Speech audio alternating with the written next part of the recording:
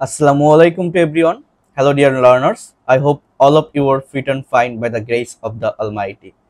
So, today I am going to talk about use of supposed to in spoken English. How can we use this phrasal verb? So, this is episode number 4 of Practical Spoken English class.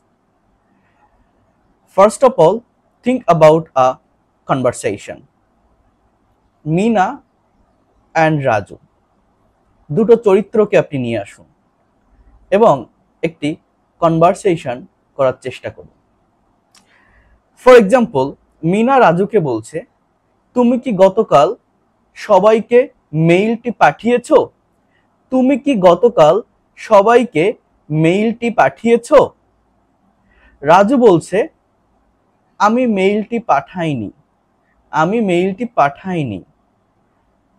Mina বলছে, তোমার তো মেইলটি আজ পাঠানোর কথা, বা আমি যদি বলি তোমার তো গতকাল মেইলটি পাঠানোর কথা ছিল, এটা আপনি ইংলিশে কিভাবে ট্রান্সলেট করবেন?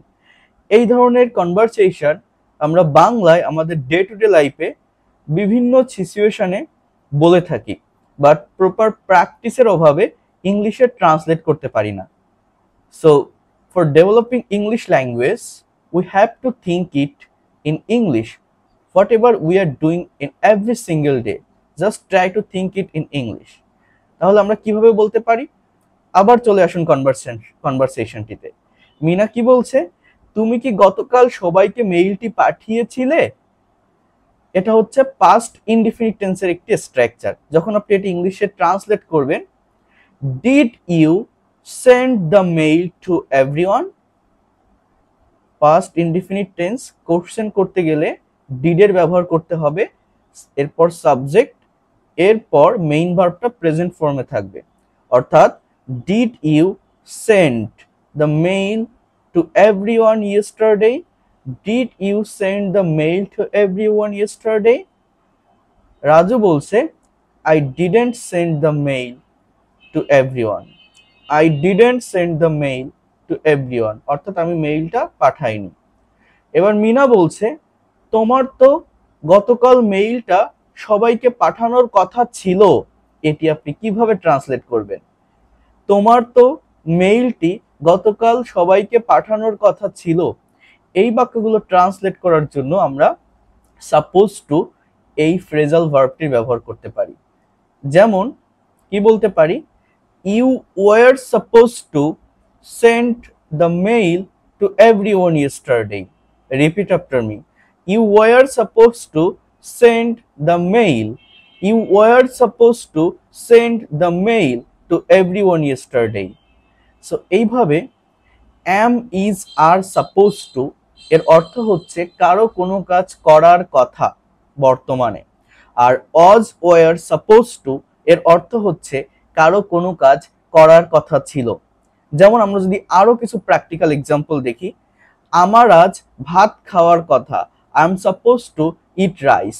তোমার আজ বাজারে যাওয়ার কথা, you are suppose to go to the market. You are suppose to go to the market. আবার আমি যদি পাস্ট টেন্সে বলি, তোমার তো আমাকে ফোন করার কথা ছিল। তোমার তো আমাকে ফোন করার কথা ছিল। You were suppose to call me. You were suppose to call me.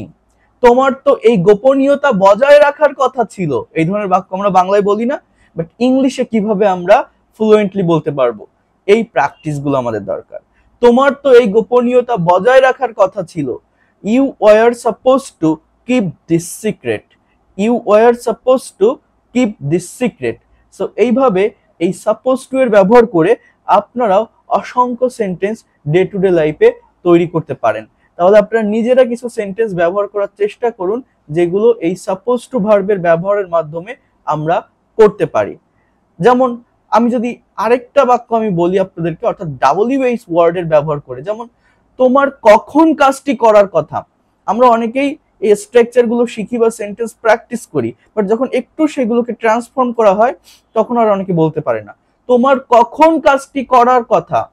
when are you supposed to do the work, অর্থাৎ WH ওয়ার্ডটা অক্সিলারি ভার্বের আগে চলে আসবে।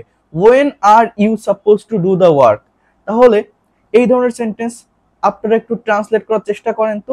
অর্থাৎ WH word plus suppose to কি বলতে পারি, তোমার কতবার কাজটি করার কথা, তোমার গতকাল কিভাবে কাজটি করার কথা ছিল,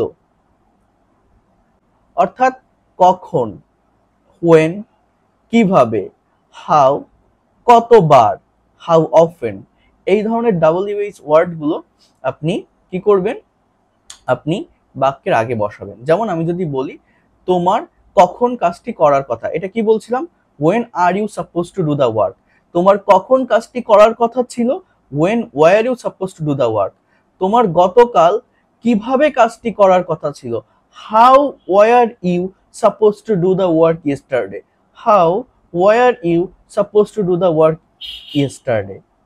সো এইভাবে তোমার কতবার কাজটি করার কথা, how often are you supposed to do the work। So এইভাবে WH ওয়ার্ড দিয়ে আমরা এই সেন্টেন্সগুলো আমরা কিন্তু করতে পারি, এবং এটা আপনারা নিজেরা প্র্যাকটিস করবেন, করার চেষ্টা করবেন। এগুলো করলে আমরা দ্রুত ইংলিশ ল্যাঙ্গুয়েজটাকে ডেভেলপ করতে পারবো। ল্যাঙ্গুয়েজটা ডেভেলপ করার জন্য এই প্র্যাকটিসটা আমাদের দরকার। তাহলে এবার আপনারা কয়েকটা সেন্টেন্স এই সাপোজ টু এর ব্যবহার করে ট্রান্সলেট করুন। এটা আপনাদের এক্সারসাইজ কভার করার পর আপনারা কমেন্টে প্রদান করুন। যেমন আমি যদি বলি তার সেখানে যাওয়ার কথা, আমার সেখানে যাওয়ার কথা ছিল না, তোমার কি আজ সেখানে যাওয়ার কথা, তোমার কেন আজ সেখানে যাওয়ার কথা, আজ আমার বিমানবন্দরে যাওয়ার কথা, তোমার কি গতকাল বিমানবন্দরে যাওয়ার কথা ছিল। এই বাক্যগুলো আপনারা ট্রান্সলেট করুন, আমাদের কমেন্টে প্রদান করুন। যদি ভুল হয় আমরা সেটা কারেক্ট করে দিব। ধন্যবাদ সবাইকে, পরবর্তী লেসনের জন্য অপেক্ষা করুন। আর এই ধরনের প্র্যাকটিক্যাল স্পোকেন রুলস এবং স্ট্রাকচার যদি আপনারা প্র্যাকটিস করতে চান, আপনারা আমার লেখা স্পিক ইংলিশ উইথ সোনামুখ এই বইটি অর্ডার করতে পারেন। এই বইটিতে অত্যন্ত সহজ ও সাবলীল ভাষায় কিভাবে প্র্যাকটিক্যালি ইংলিশ ল্যাঙ্গুয়েজটা শেখা যায় সেটি আপনি পড়লেই বুঝতে পারবেন। এবং এই বইটি যে কোনো বয়সের যে কেউ পড়তে পারবেন, আপনি স্টুডেন্ট হন, housewife, teacher, officer, job holder or freelancer. Speak English with Sonamukh আপনার জন্য সব থেকে কার্যকরী একটি বই হবে ইংরেজি ভাষা শেখার জন্য।